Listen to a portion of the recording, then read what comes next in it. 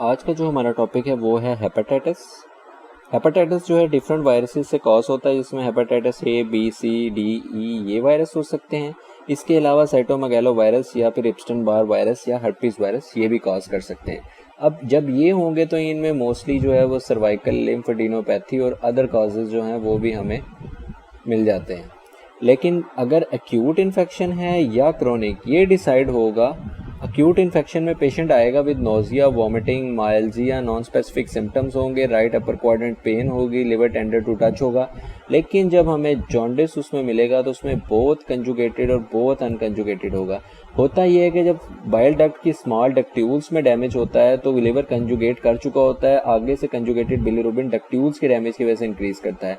लेकिन hepatocellular damage की वजह से अनकंजुगेटेड बिलिरुबिन भी बाद में इंक्रीज कर जाता है।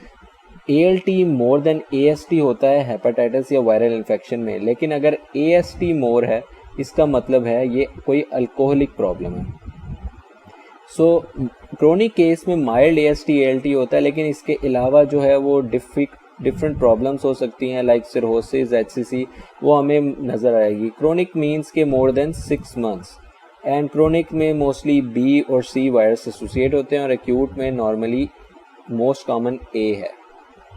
नेक्स्ट जो हमारे दो वायरसेस हैं वो हैं हेपेटाइटिस ए वायरस और हेपेटाइटिस ई वायरस। अब हेपेटाइटिस ए वायरस और ई वायरस दोनों ही फीको ओरल रूट से होते हैं और दोनों ही RNA वायरस हैं, लेकिन मोस्ट कॉमन काज जो है अक्यूट अटैक का वो हेपेटाइटिस ए है।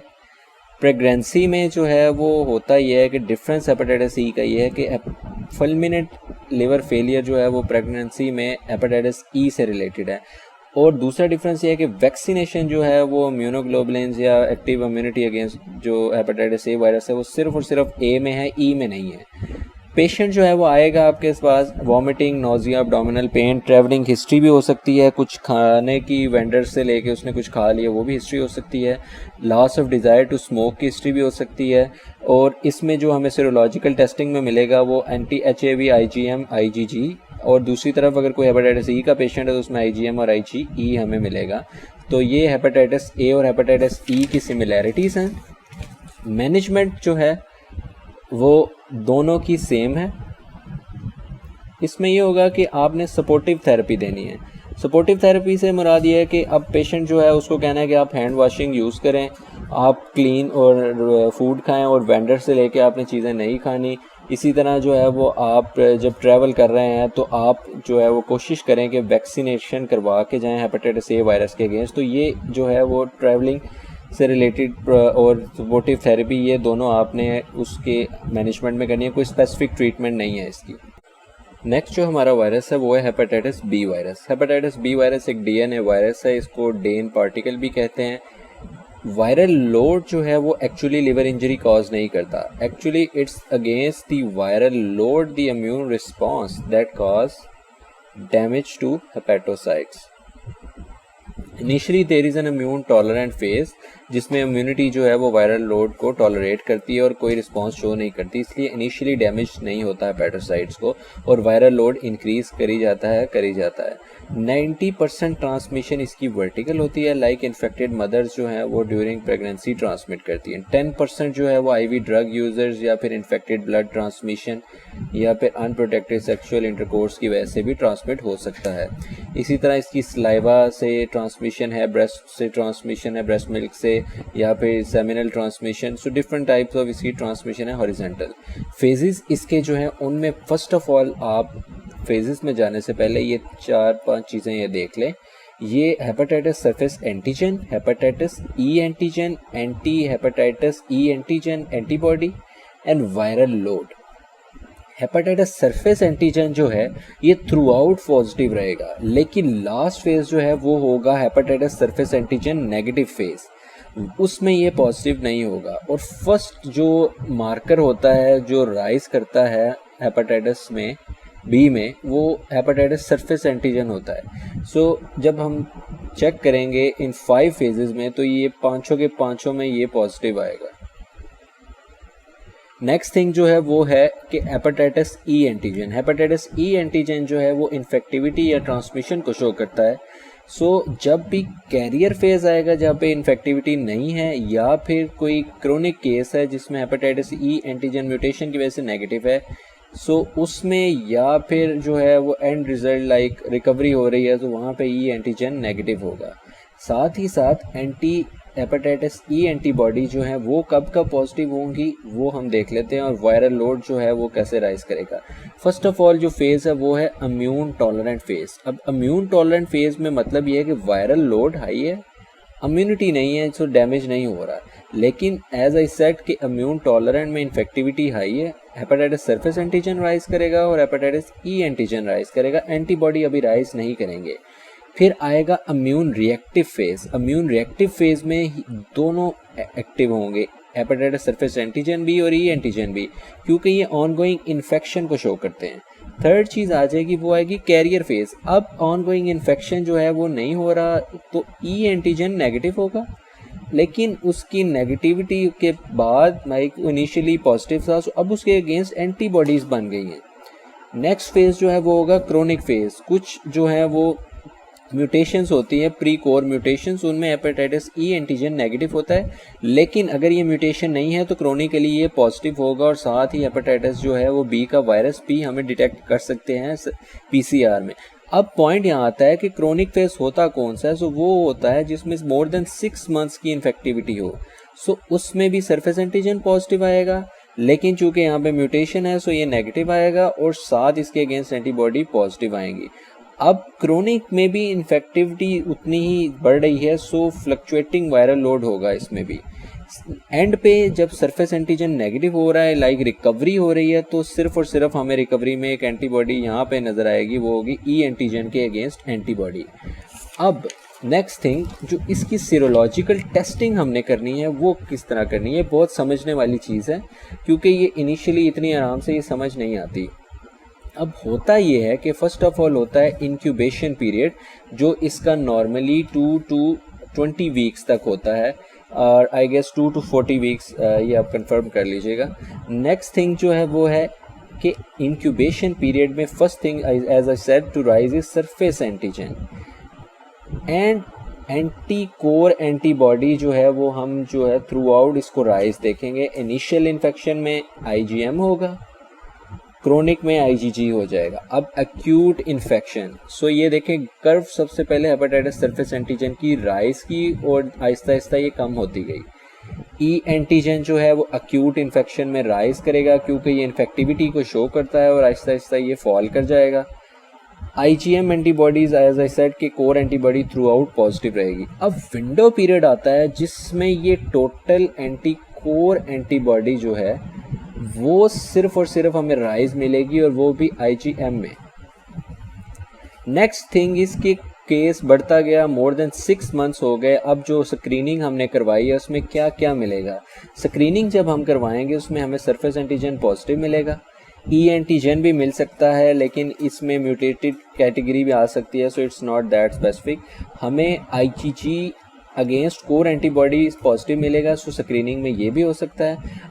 लेकिन अभी एंटी सरफेस एंटीजन जो उसके अगेंस्ट एंटीबॉडी है वो क्रोनिक में नेगेटिव है।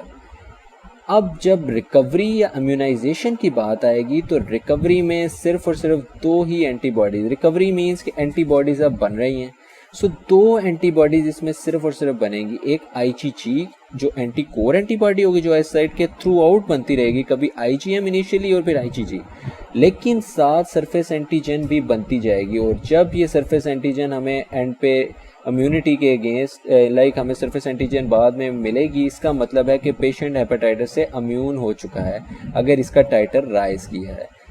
इसको जब आप एक दफ़ा डिटेल देखेंगे तो आप देखें विंडो पीरियड के बाद इसका ग्राफ राइज हुआ है, तो ये आपको 1 to 2 टाइम गो थ्रू करने से याद हो जाएगी। मैनेजमेंट इसकी इस तरह है कि फर्स्ट ऑफ ऑल लैमिविडीन यूज़ होती थी, लेकिन अब इसकी रेजिस्टेंस जो है वो बढ़ रही है, इसलिए एंटेकविर और टेनोफोविर यूज़ हो रही है। साथ इंटरफेरॉन अल्फा भी यूज़ होती है, लेकिन इसका यूज़ लिमिटेड है क्योंकि इसके साइड इफ़ेक्ट्स ज़्यादा हैं, लाइक बोन मैरो सप्रेशन है, लिवर डैमेज भी ये कर सकता है सिरोसिस के थ्रू, और एंड पे liver transplant is the only option. अब रिसेंटली एंजीरेक्स और ये इंजेक्शन आने की वजह से पैसिव और एक्टिव इम्यूनिटी हमें हेपेटाइटिस बी के अगेंस्ट हम यूज़ कर रहे हैं।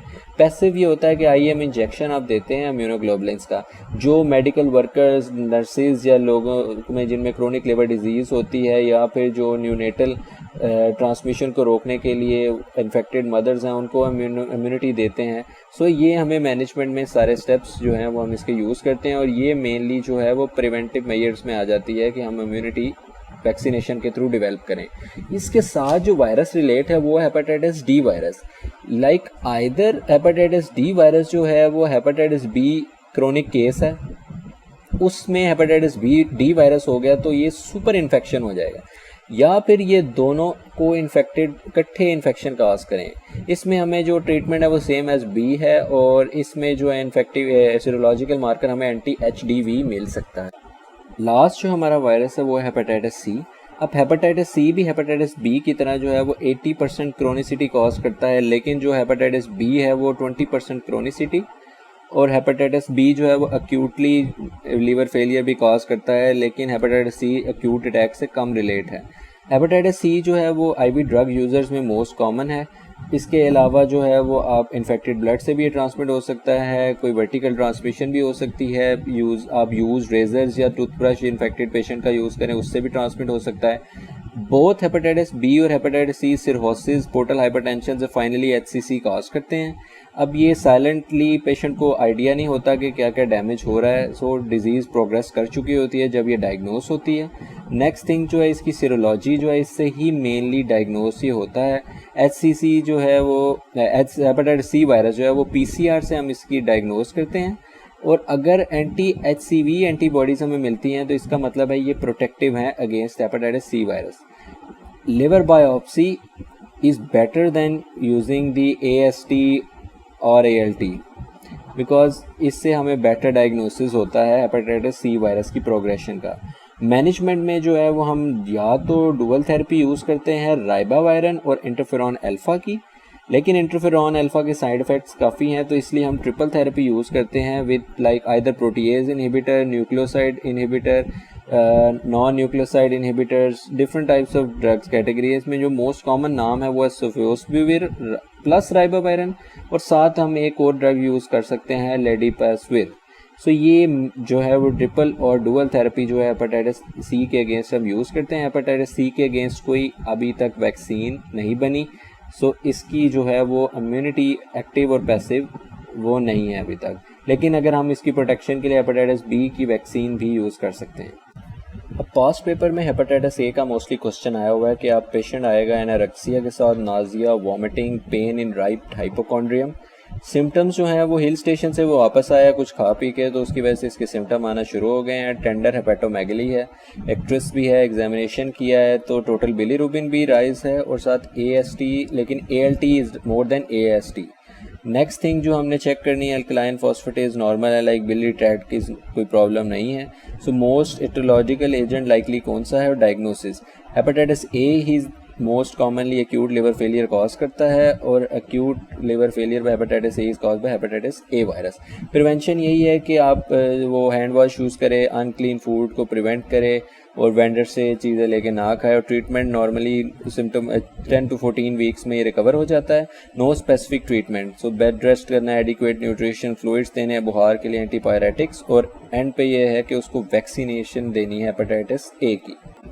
सेकंड क्वेश्चन जो पास्ट पेपर में है वो भी बिल्कुल सेम टू सेम है कि हिस्ट्री ऑफ वॉमिटिंग है, one day felt a bad taste in the mouth, 20 years old student है, प्रेगनेंसी में एक लाइक एक्यूट अटैक के साथ आया है, उसने बाहर खाना खाया था, he has lost desire to smoke. ये 3-4 चीज़ें आपको एक्यूट वायरल इन्फेक्शन की तरफ, मोस्टली हेपेटाइटिस ए की तरफ डायग्नोसिस भेजेंगी, तो ये हो गया hepatitis A is the diagnosis. Investigation में हम ऑब्वियसली करवाएंगे हेपेटाइटिस CBC चेक कर लेंगे, उसमें जो है वो इन्फेक्शन का काज होगा, इंक्रीज ALT होगा और इंक्रीज बिलीरुबिन होगा LFTs में, और हेपेटाइटिस ए के अगेंस्ट IgM एंटीबॉडीज़ बनेंगी। मैनेजमेंट इसकी यही है कि 10 to 14 डेज़ में ये रिजॉल्व कर जाता है और no specific treatment is required.